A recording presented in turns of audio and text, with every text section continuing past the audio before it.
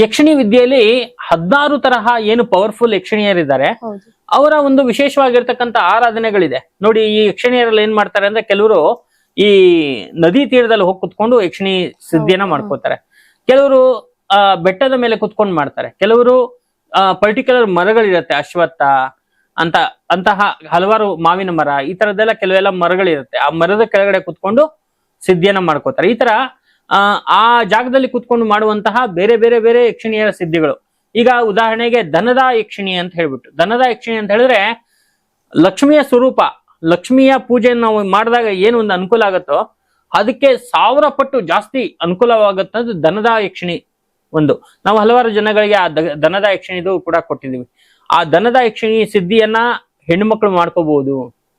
ನಮ್ಮಲ್ಲಿ ಬರೋರಿಗೆಲ್ಲ ನಾನು ಹೇಳ್ತೀನಿ ಇದನ್ನ ಮಾಡ್ಕೊಳ್ಳಿ, ಅನುಕೂಲ ಆಗುತ್ತೆ ಅಂದ್ರೆ ಅವ್ರಿಗೆ ಅದನ್ನ ಮಾಡುವಂತ ಒಂದು ಒಳ್ಳೆ ಒಂದು ಮನೋಭಾವನೆ ಇರಬೇಕು. ಕೆಟ್ಟ ಮನ್ಸು ಇಟ್ಕೊಳ್ಳೋದು, ಅವ್ರಿಗೆ ಹಾಳಾಗೋಗ್ಲಿ ಇವ್ರಿಗೆ ಹಾಳಾಗೋಗ್ಲಿ ಅನ್ನೋದು, ಬೈಯೋ ಅಂತದ್ದು, ಮತ್ತೆ ಅವ್ರ ಮೇಲೆ ಇವ್ರು ತಗೊಂಡ್ಬಿಟ್ರು ನಾನು ತಗೊಂಡಿಲ್ಲ ಅನ್ನೋದು, ಇದೆಲ್ಲ ಬಿಟ್ಟು ನಾವೇನೋ ಒಂದು ಜೀವನದಲ್ಲಿ ಮುಂದುವರಿಬೇಕು ಅಂತಕ್ಕಂಥ ಹೆಣ್ಮಕ್ಳು ಯಾರು ಬರ್ತಾರಲ್ಲ ಅವ್ರಿಗೆಲ್ಲ ಧನದ ಯಕ್ಷಿಣಿ ಕೊಟ್ಟಿದೀನಿ.